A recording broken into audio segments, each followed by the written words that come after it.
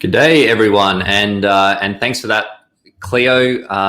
Today, we're going to be talking about how to get on top of your savings for 2021. I'm just going to share my screen here, and can someone just pop in the chat box? Just let me know that this is all coming through okay at your end. Thank you. Coming through, perfect. Okay, happy days. Great. So look, guys. This time of year is a time that a lot of people get thinking about, the new year and what they want that to bring. Might be fitness goals or career goals or, relationship goals, or a lot of the people that we talk to, being money people, is all about money goals. So what I want to do today is I'm going to take you through some of the key sort of basically tips, hacks, and strategies that you can use to make it easier to save, because saving money is hard because it involves deferring, our pleasure from the pleasure hit that we get from, buying something, some shiny toy, or, going out for a really nice meal, or whatever those things are, for more benefit in the future. But the opportunity is that it's really savings is the key strategy that you need to get right to be really successful with money long term. It's funny, I was chatting to recently. I started using a personal trainer because I got really lazy and a little bit overweight with all the COVID stuff, and probably, if I'm being honest, a little bit before COVID. And so I started using this personal trainer, and he said to me one day, we're in the gym, and he said, what's your top tip? What's the top thing that I can do to be better with money? And I thought about it for a minute, and I said to him that it's essentially spending less than you earn, because that allows you to start, obviously, start the key to start building your money momentum. And it's funny that it's actually very consistent with their top tips for personal training, which is, burn more calories than you consume. And again, it's similar to saving money, that's not hard, because food tastes really good. Beer tastes really good. Wine tastes really good. And, these things give us satisfaction in the moment. But we know that doing too much and having the balance wrong leads to issues. So look, I'll run through the tips and the things to get through, but there is huge opportunity for getting this right. So look, guys, just before I jump into the sort of meat and potatoes of the content for today, please don't rush out and make any life-changing decisions off the back of this presentation. I would strongly encourage you to seek out personalized advice before jumping in. And today I'm going to be doing a bunch of Q&A. So anyone that's watching along, feel free to drop your questions into the Q&A, and I'm going to go through the content, and then we'll circle back and get your questions answered from there. So look, before I get into the saving specific stuff itself, I just wanted to go through some of the common challenges that I see when it comes to savings, but also just money more generally, because, I think everybody's situation is unique, but there are some really common challenges that people face when it comes to their money. The first is this information overload, where it's like there's so many options, so much information. This applies to savings, where people is like, there's all these different saving strategies, and it, should be the 80-20-30 rule, or whatever those things are, or the bucket system, or a bunch of different ways. But and it's almost like you're sort of drinking from the fire hose, and there's too many people to listen to. You don't know who to trust. There's a few mixed messages, hidden agendas, conflicts of interest potentially as well. The second is that I've found that people really struggle to find a good balance between getting ahead financially at the rate that they want, while they live the life that they want. So while you're able to have that lifestyle along with the progress. And then the third one is this fear of missing out, and then the FOFU, which is a coin that I've trademarked, which is fear of effing it up, essentially. And I think that when it comes to money, and especially the more you're saving or the more money you have to invest, the bigger the risk is of getting it wrong. And I think that it's partly a, social media type thing. You don't want to be that person that does the dumb thing that ends up costing them a bunch of money. And ultimately what that leads to is that you get what's called stuck here, which is stuck, and it's stuck, not always stuck doing nothing, sometimes just stuck doing the same thing that you've been doing in the past. But what that really means is that you're missing opportunities to be getting better results, to be getting more out of what you've got now. So what I've found is that there is really 3 elements that you need to get right. Today, we're going to be focused on saving, but there are 3 elements that you need to get right to be successful with your money. The first is a structure, and that's basically savings, the stuff that we're talking about today: money in, money out, how you manage it. Here, success is about making it easy to save, making it easy to manage your money, and making it crystal clear what money you have available to work with when it comes to investing, debt reduction, whatever the money moves are that you're making to actually put your savings to work. The second one there is strategy, and strategy is all about having clear goals and targets, understanding what success looks like, making sure that you're maximizing all of the opportunities that are available to you. So squeezing every bit of juice out of your situation, essentially, and that you understand what your next steps are, and you've got a crystal clear action plan.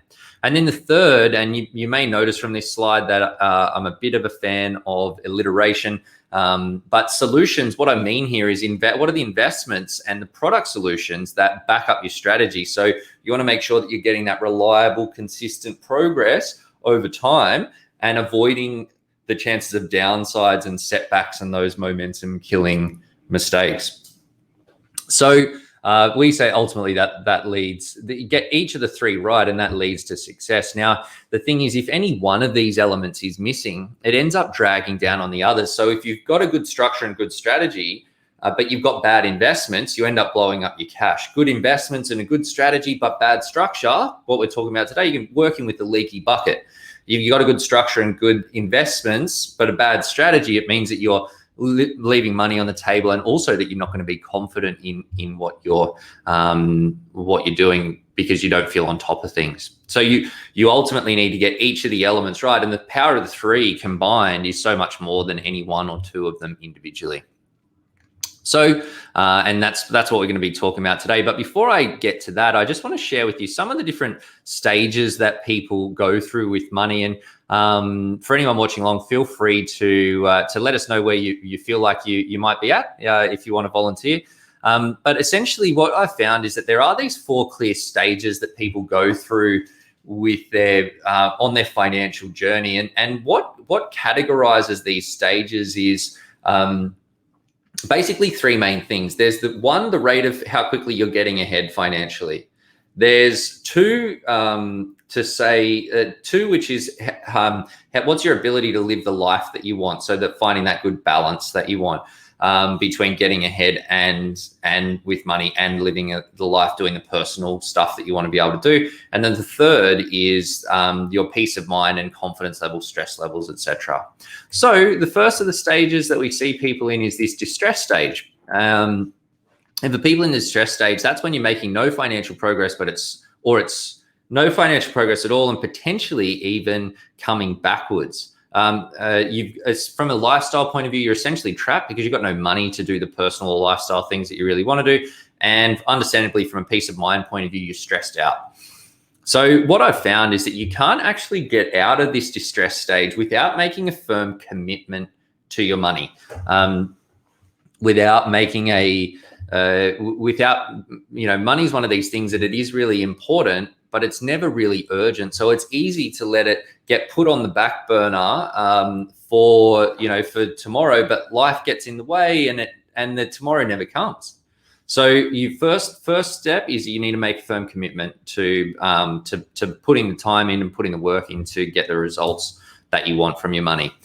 The next stage that I see people in is what's called this stalled stage. And for people in the stalled stage, that's when, from a financial progress point of view, you are making some progress, but it's slow and slower than you would ideally like it to be. That you've got that there's essentially not, like, you've got, you're able to make some of the personal lifestyle choices that you want, but it typically comes at the sacrifice of living getting ahead at the rate that you want. And then from a peace of mind point of view, you're not fully stressed out, but you do just have this niggling thought in the back of your mind that there is something that you're missing out on, that's not quite sitting right. The third stage that we see people in is this comfortable stage. And for people in the comfortable stage, that's when you're now starting to build some really good momentum from a financial perspective, that you're starting to find a good balance between living the lifestyle that you want and getting ahead at the rate that you want at the same time. And from a peace of mind point of view, you're building a real confidence now. And the fourth stage here, this is what I very technically labeled the killing it stage. And for people in the killing it stage, that's when you're essentially got, from a financial perspective, making really rapid acceleration, that you're essentially no limits on the personal lifestyle things that you can do because you've got piles of cash everywhere, and you're feeling completely carefree. So for anyone watching along, if you're happy to volunteer, would love to see, do any of these stages resonate? Do they sort of, can anyone identify with any of the stages? I've got a couple here, stalled from Katie. Thanks, Katie. A balance between stalled and comfortable. And I think that's sometimes the way that things can happen as well, that people are, you can be in some stages in some areas, or other stages in other areas. So Rebecca says, how many people are killing it? Are we referring to it? Well, I think that it's a bit of a subjective label to say what killing it actually means. For some people, it's having the flexibility to not be able to work, or not be forced to work in a high pressure job for a lot of money, that they've got the ability, you can live the lifestyle that you want, and that that you've confidently got that taken care of. So it doesn't need to be millions and millions of dollars necessarily, but it needs to be enough to allow you to have financial freedom and live the life that you want generally. And I think, yeah, it's all achievable. And look, guys, it is a progression, and there are some key things that you need to do to progress through the stages. The first was that commitment, as I mentioned, to get from the stalled to the comfortable stage. That's about taking ongoing action. So taking some action. So you got to do some stuff, and you got to do stuff on an ongoing basis, because unfortunately these days there's no such thing as a set and forget money strategy. And that the reason for that is because everything is changing so quickly now, where everybody is, like technology is moving so quickly, and we're seeing this with the COVID stuff. There's just this really rapid acceleration that the world changes, what we want changes, and the things that are important to us change. And as soon as those things change, you need to make sure that what you're doing with your money is consistent with that. So that's why the action needs to happen on an ongoing basis.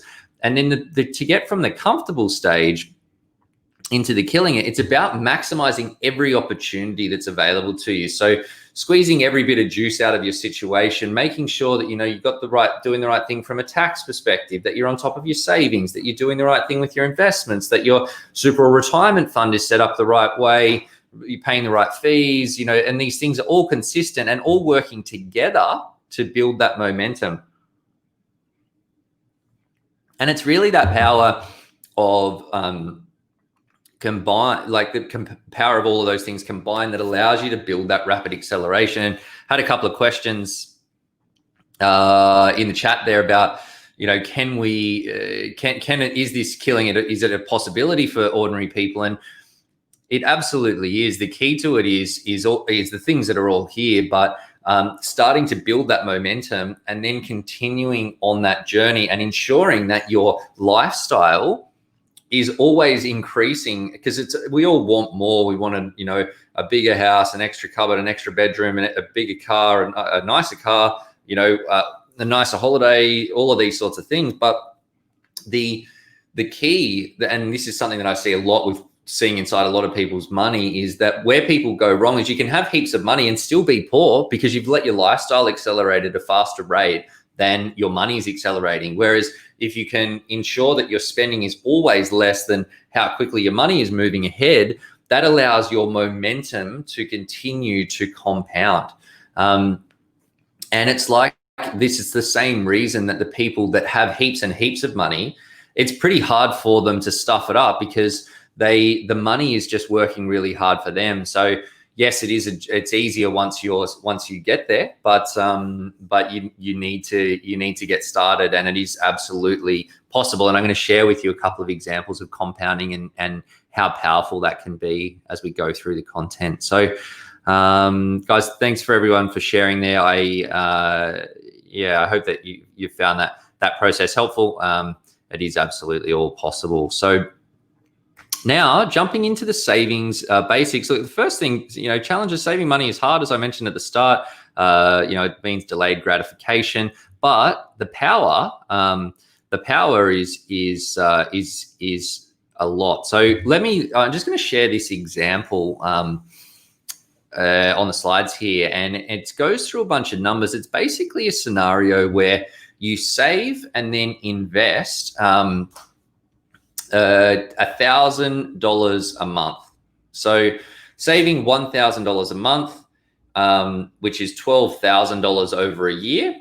And I've got the numbers up here to show over a 10-year period. If you save that money and then invest into the share market, the amount of money that you would have. And what I mean with this is it like a diversified portfolio of shares. So it could be something like Raiz, who are partnering with us for this event. They have a high growth diversified portfolio, or just an entire Australian shares portfolio. So basically the 20-year return on the Australian share market is about 8.7%.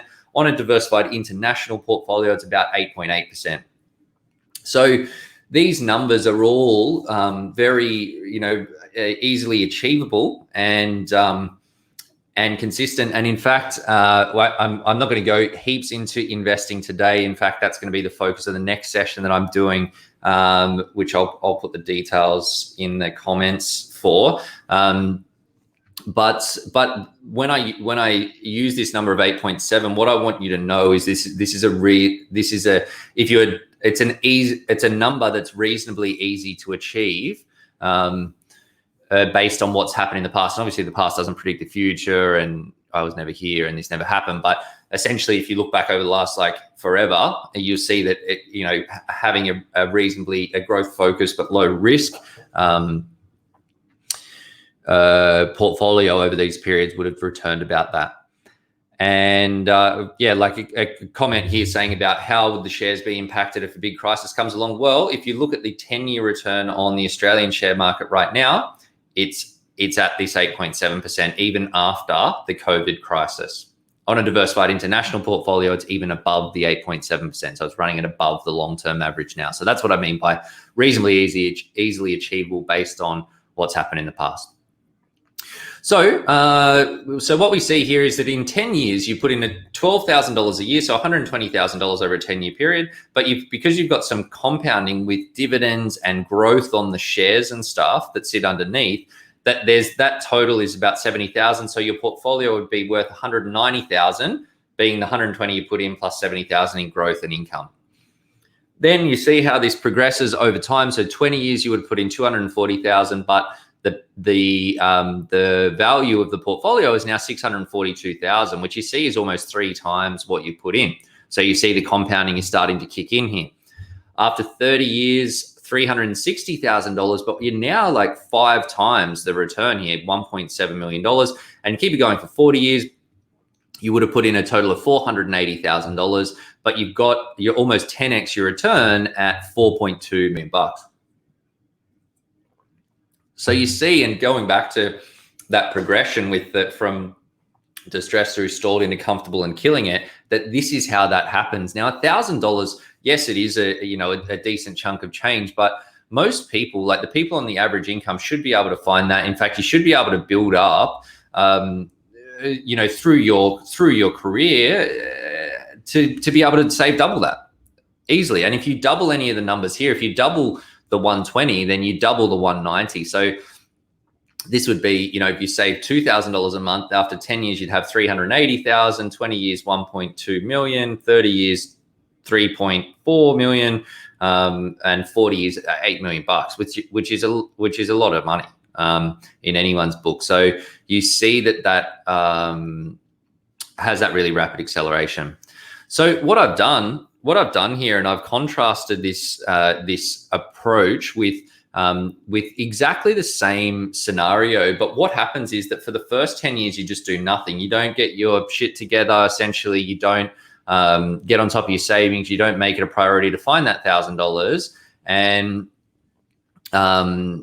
you then you do nothing.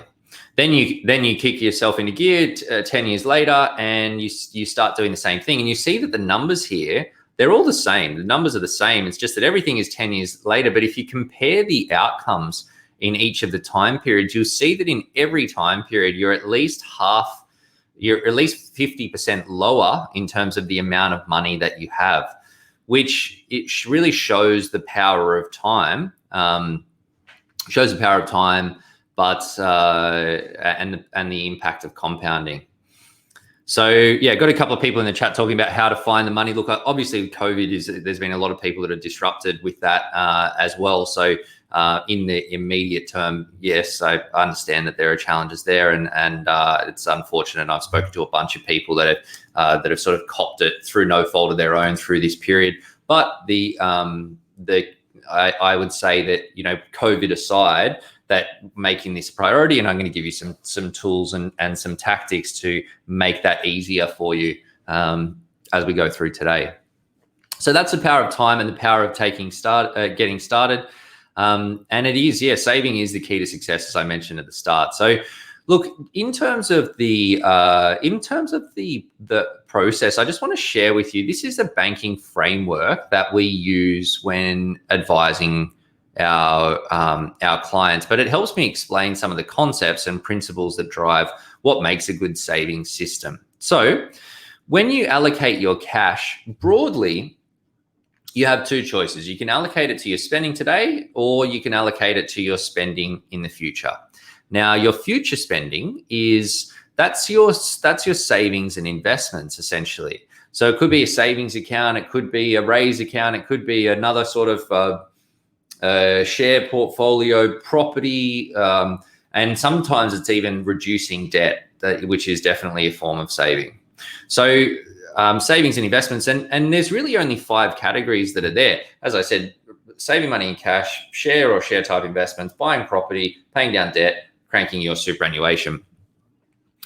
Now, all of the things outside of cash savings, these are medium to long-term investments. So the key to being able to make really good money choices and good investment choices is that you need to make sure that you're never forced to sell your investments at a time that you weren't expecting. So long as you do that, you're never forced to pull your investments out at the wrong time, then you can let good investments do what good investments do over the right amount of time, which is make you money.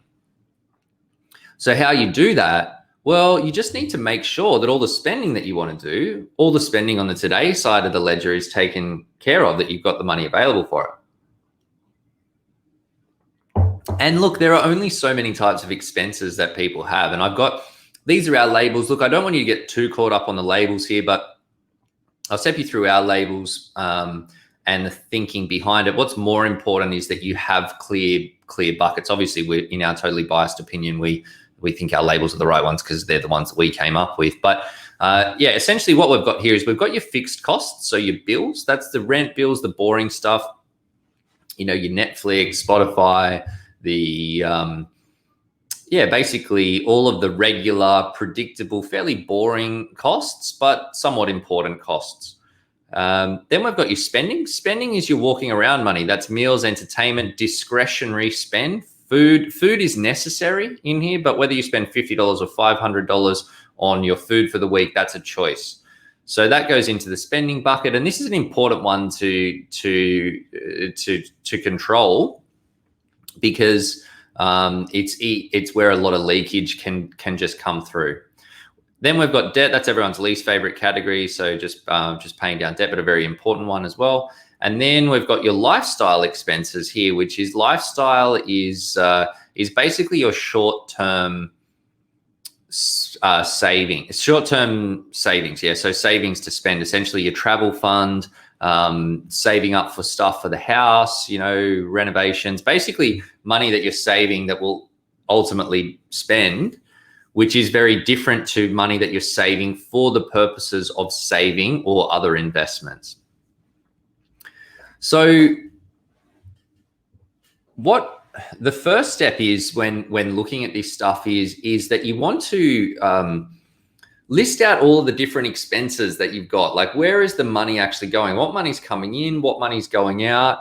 And where's it going? And then look at, what is really important to you there. Now, one thing I find that with fixed costs, these are generally, they're things that you need to have in a lot of cases. Like, you've got to have a roof over your head, say if you're renting, so you're going to need to pay some level of rent, or you need to pay some mortgage that's here. But the amount that you spend on that category is a choice.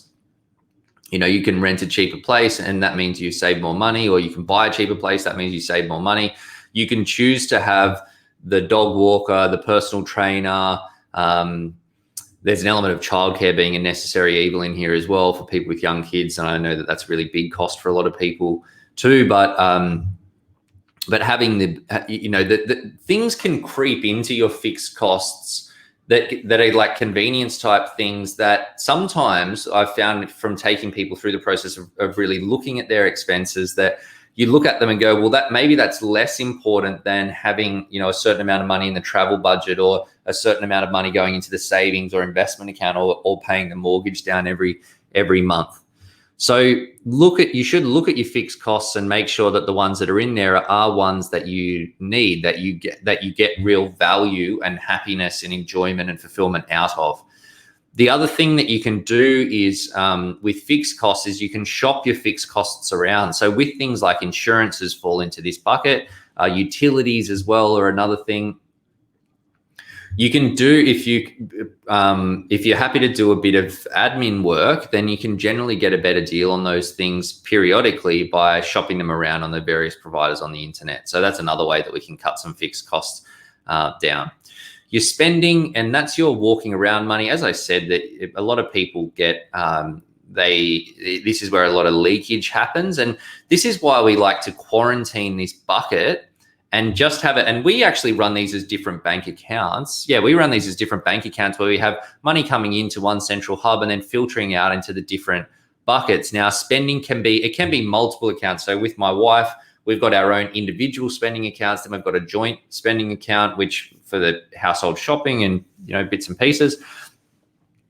So it can be multiple accounts, but the key is having money. I use a transaction account, a debit account, not a credit card, because the credit card, it's like a bottomless pit. Like you just tap.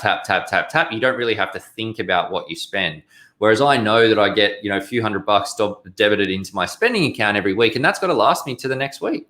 So I'm always broadly aware of how much money I've got in that account, because I don't want to bounce at the counter. Now, what happens with spending when you do a budget, and this is something that a lot of people get thrown off by, that they go, oh, well, I like to bulk batch my shopping, or I like to go out for the odd meal, which might be a few $100 or something like that. Now, that's fine. You can do all of that stuff. Ladies getting their hair done, which is an expensive exercise as well, but an important one. Now, what you need to do when you've got those bigger costs is you just need to, if you go have a really nice meal out on the weekend, then you just spend less during the week to make sure that you got the money for that. Or, if you go and get your hair cut that week, maybe you don't have that really fancy meal that week. You do that in the next week. I'm a big fan of weekly transfers between all these accounts. And the reason being, specifically for this spending account, is that you only have to wait 6 days if you spend all of your cash, essentially. Debt is as I said, everyone's least favorite bucket. There's not a lot that you can do there, but having money go in allows you to pay down your debt faster. That if you're putting a certain amount of money into the top of the bucket, as you pay down your debts, it means that there's more money that's available there to pay down the debts even faster again. So good to have that segregation. And lifestyle is one that's important, because we need to enjoy ourselves. The other thing that goes into this bucket is unexpected expenses, which is important because you break your phone, need a new phone or laptop or whatever. Having some money for those lumpier costs separate from your day-to-day will mean that you don't have to blow up your budget when something unexpected goes wrong, because we know that these things are going to happen, right? So you put some money aside for it, knowing that that's there. Also, having your travel fund building up in a way and having that separate from your general savings. And one of the things with that is that I find that when people have one savings account that they save their money into, and then they know that that's where they're going to be spending for their next holiday or whatever, that it's never really clear to you how much is for savings and how much is for spending. But when you do get that clarity, what that means is you can see with your savings that your savings is building up, and that's motivating. That gives you clarity because you go, oh yeah, I know that money is there. It's just for savings, happy days. At a girl, at a boy, I'm going to keep at it. I'm going to keep going with this thing.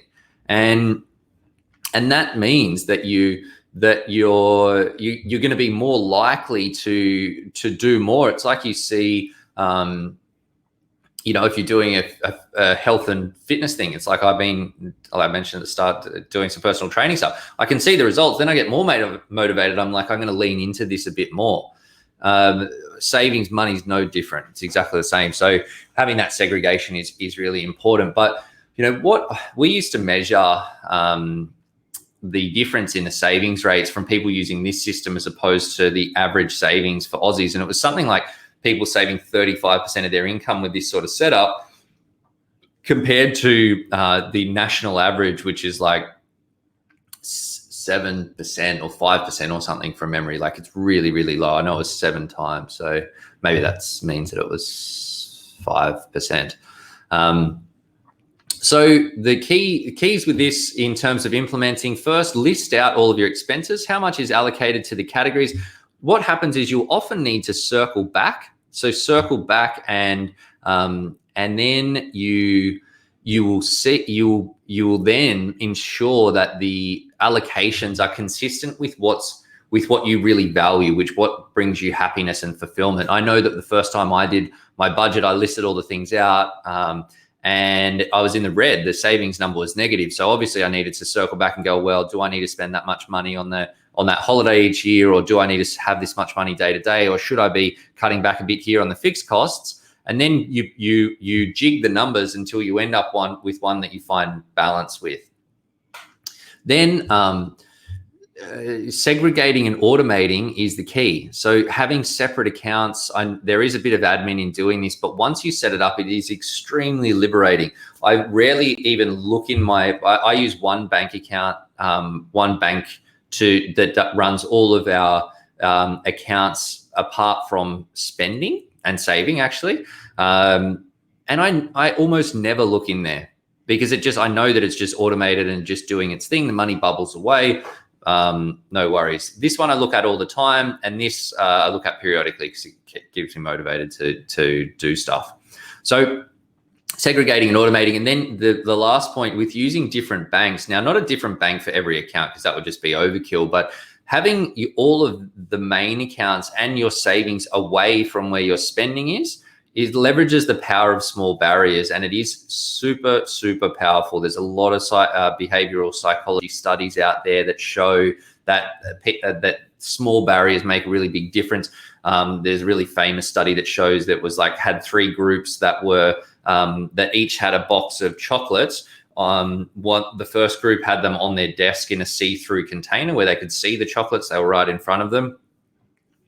The second group had them on the desk the same, but the container was opaque, so you just couldn't see inside. It was in the same position on the desk. And the study found that the people that had the opaque container ate less than half the amount of chocolates of the people that was readily available. It's like one of the most effective dieting strategies is to use a smaller dinner plate because we tend to consume what's available to us.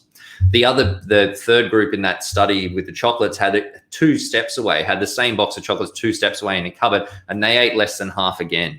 So if you can impose small barriers between you and doing the things that are pleasurable in the moment but inconsistent with what's really important to you, you're going to go a long way to, sort of hacking your psychology and thinking to make it really a lot easier to get the results that you want. I found this system super powerful. We've used it with hundreds of people, and saves you a bunch of time, makes it easy to drive results, and it makes it really easy to make really good investment decisions. And I'll talk a little bit about how you plan with your money in a sec, but how this ties in really nicely with that, because savings, even if you've got a lot of income or a lot of assets, savings is a really important tool when it comes to buying a property or investing or doing these asset building strategies, essentially. So yeah, it's my savings hacks here. The first one is actually really important, which is focusing in on your target. So knowing what it is that you're working towards. And this is something that is, I see it creates a barrier for a lot of people that are looking to buy a property in particular. So people that are looking to buy a property that you know that you need a lot of money, and it seems like really far away, and it's like you sort of wonder, are you ever going to get there? You don't, because it seems so far away, you don't take the time to put the clarity around the numbers, and therefore your goal is ambiguous. So when that happens, it means that you're less likely to actually achieve it, because you don't know. Whereas if you know, I need $103,500, then you can see the timeline to get there. And then every time you blow your budget, you're not just saying no to your savings, you're saying no to that thing that you really, really want, which is, again, just sort of hacking your thinking and keeping your eye on the prize. Why are you putting in this work? Why are you doing those hard yards?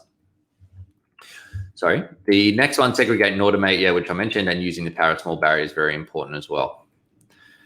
I just wanted to share with you this planning process that this is the planning process that we use to help people set up financial plans, but it's the same process that every person needs to plan. And I'll tell you why and how savings and your savings strategy fits in. So the first step that you need to do to set up any sort of strategy or plan for your money is to focus on what's important to you. Now, you could actually think about this as setting up a plan for your savings strategy as well, if you wanted to chunk it down a little bit more. But first, you think about what's actually important to you. What are the things, what does awesome look like in your mind when it comes to this area or the thing that you want to focus on? And then what's not working the way that you want it to? What are the frustrations or the things that you want to avoid or solve? From there, you need to clarify all of the moving parts and the things that are going to impact your plan. So when you're talking about planning broadly with your money, it's about understanding first money in, money out, and where it's going. That's a really key part to that. Then looking at what are the one-off expenses that we have coming up? How do we see how do you see your situation changing over time? Like you might be planning, say, a wedding or time out of the workforce, starting families is a thing that's really commonly on people's radars, and making sure that you've got a really solid baseline. Then, making sure that on top of the numbers, the savings, where's your money invested, like in any investments that you have, where's the super fund, mortgages, what interest rates you're paying, all of these sorts of things. Get that lifestyle, what we call the lifestyle baseline, which is like, what are the things that you absolutely want to have the ability to do if you choose to do them, time out of the workforce, starting business, starting family, these sorts of things. And then what that allows you to do is to start looking at, well, what are the strategies that you could overlay on top of that are going to fit? Now, it might be investing and building building investments through a regular investment plan into a share portfolio, etc. It may be, buying a property or saving for that target, so building up your super, or most likely it's going to be a combination of those things. So understanding those different pathways and what they actually look like from a financial perspective. What's the difference? Do they fit, firstly? And then what's the difference in the outcomes that you can expect from investing versus investing in shares versus investing in property versus investing via super or whatever? Then part of this, what that allows you to do is to really focus your attention on, obviously you need to build your knowledge to have confidence in these decisions. But when you map the strategy in this way, that you then focus your knowledge into the key things that you need to learn. Because if it's like, I need to learn more about money, it's like, oh, you're drinking, again, you're drinking from the fire hose. There's so many things to learn. Whereas if I need to know this thing now to take the next step and the next step and the next step, then it becomes an easier proposition. Once you decide, normally in this step, once you've gone through those options and mapped out and you decide on a strategy that gives you the right balance between getting ahead, being comfortable with the pathway and having peace of mind so that you can be confident in the direction that you're headed. From there, we just need to break it down into a really clear action plan. So what are the 27 steps that need to happen to turn this awesome strategy into awesome outcomes, which is obviously the whole point. And then automate as much as possible. So it could be automating your banking or your investment plan or debt reduction or whatever that may be. 6 is where the ongoing action kicks in, to refer back to the model that I showed initially, to make sure that you're consistently checking in, looking at what's worked, what hasn't worked, what are the opportunities, what are the issues, and addressing or exploiting them.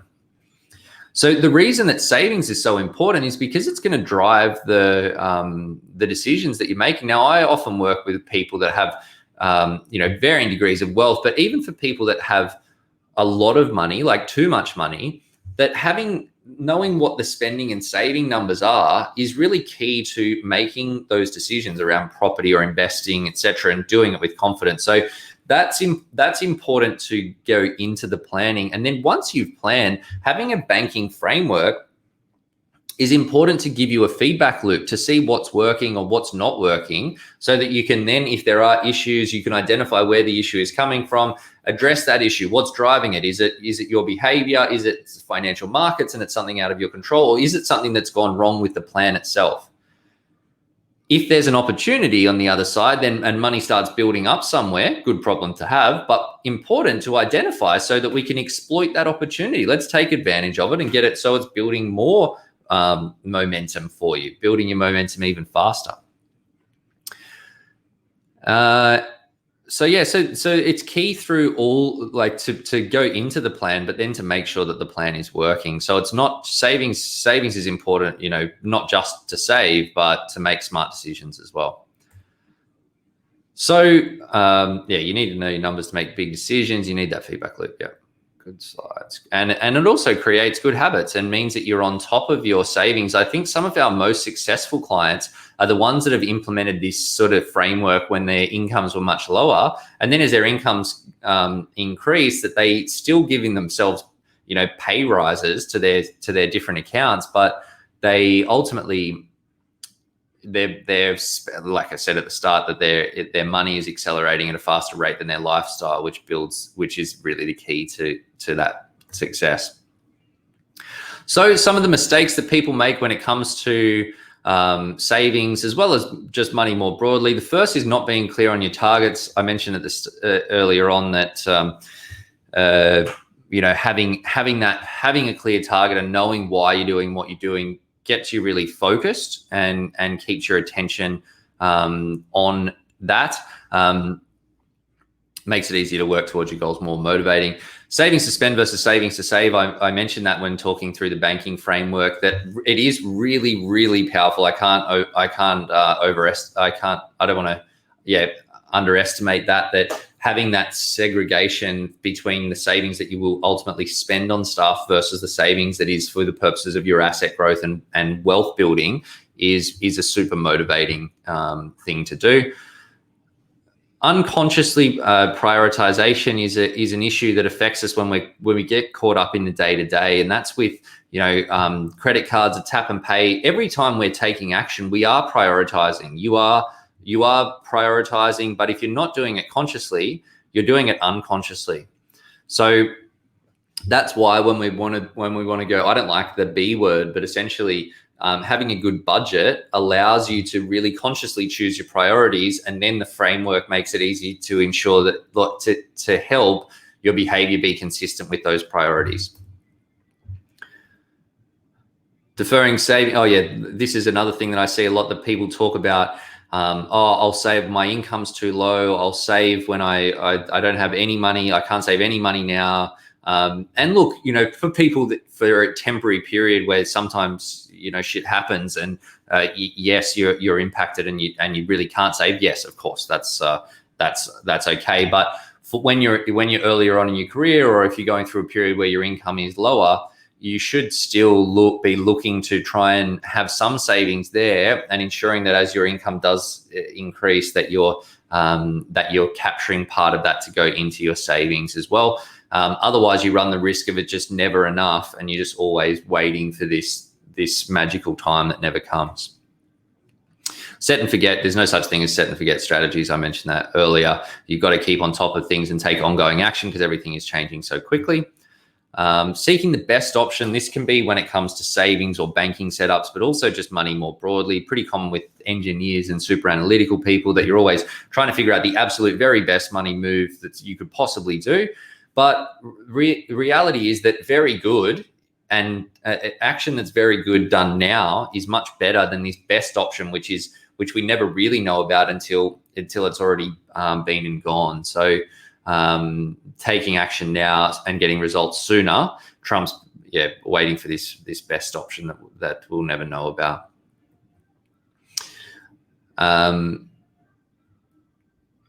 Getting the wrong advice is another thing as well. Making people that have these great ideas, and that they haven't done it themselves, and everybody has an opinion with this stuff, or seeking advice from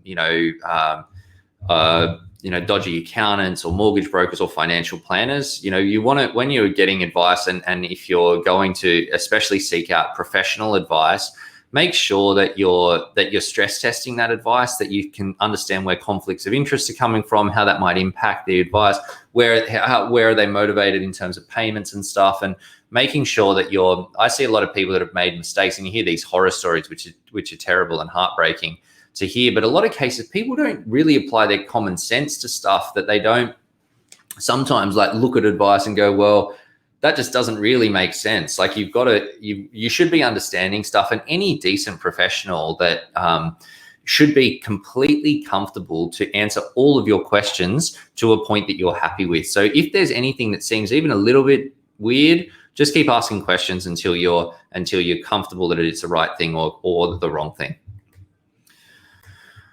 Guys, next steps, and I hope you found that helpful. I just want to share with you this model that talks about the progression from where you are today to this point in the future, and this sort of ties in with the previous model, where you're essentially going to be in one of four positions that range from essentially really bad to really good. Now, what I've found is that people think about their progression, this state is like a straight line, but it's not, because of the compounding impact of time and money. It's sort of like a curve, and this is particularly relevant for savings targets. That if you're not, if you're, and we had a few people that were around this sort of the middle of the page, the stalled, comfortable type stage.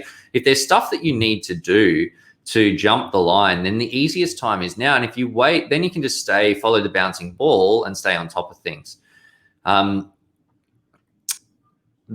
you see that the longer you wait, that it becomes, jumping the line becomes more and more painful, and getting yourself into the killing it stage can become impossible. So the sooner you take action, the easier it is to just start building that momentum and get results. This is also my pep talk to make it happen and take action. Now, just before, I'm going to jump into the Q&A in a sec. So anyone with any questions, feel free to fire them into the Q&A section. But I'm going to leave you with this quote from Derek Sivers, which is, it basically says, if information was the answer, we'd all be billionaires with perfect abs. And what that says is that we don't need more ideas. A lot of people have enough ideas. What we need to do is to take action, because it's action that leads to the outcomes. So guys, just before we jump into the Q&A, I just want to, if we can help you take that action and take the next step, I would love to do that. We run these 45-minute breakthrough, one-on-one breakthrough strategy sessions where we talk about essentially clarity on, the biggest opportunities for you, getting a clear list of the things that you need to work on to get you from where you are to where you want to be, and also answer your money questions, give you a little bit of education on the things to think about when you're getting down this path. we charge, well, we're discounting them at the moment actually from to $150, and we donate 100% of this money to charity. I'm just going to pop this into the chat box now for anybody that's interested. I'm super pumped that since COVID, we've been donating this money to charity since COVID, and we've raised almost $15,000 now. So yeah, I've put a few slots aside over the coming few weeks. Would love to see you get around that. As I say, to learn some stuff, do a thing for charity at the same time. And so on that, I'm going to jump into the Q&A. Guys, please, if you can, put your questions into the Q&A box as opposed to the chat. So I've got a question in here for what finance apps do you, crucial savings account and resources do you recommend for the US? I think this means US, like the country, or us as the attendees. I'm not really sure. But I would say that there's a few different ones for US type shares. I think that this space is really developing, but there's a company called Stake, which allows you to micro invest in shares in America. Raiz is also good for Australian micro investing and allows you to get started with just basically like $1 or something and start, going through the process of building that momentum. So that can be helpful. I'm a bit old school with my tools. Like I like to use spreadsheets because I find them beautiful, but yeah, using spreadsheets and bank accounts I think can be better. Than there are some apps that really track every dollar of spending, and you end up spending more time crunching numbers, which is not an effective use of time. And I think you can achieve the same outcome with just, as I say, spreadsheets and bank accounts. So I hope you found that helpful. Got one from Katie. With about $300 a month left over from bills and living expenses, do you recommend splitting that money 50-50 between savings and spendings? With savings to save, is that the money that should be invested, or is that a bank account, or does it not matter as long as it's being saved? Well, Katie, I think, I think you've got part of what is the right amount of money to save, and this is a question that I get a little bit, is to look at what that savings allows you to do in terms of achieving the other goals that you want to achieve. So if you want to you want to do all of these things and your savings allows you to do that at saving half, then that's okay. If it means that you need to save 60%, as long as you know that, then you probably might be more motivated to do that. So I would say take it back to your goals, and that will dictate the right amount of split.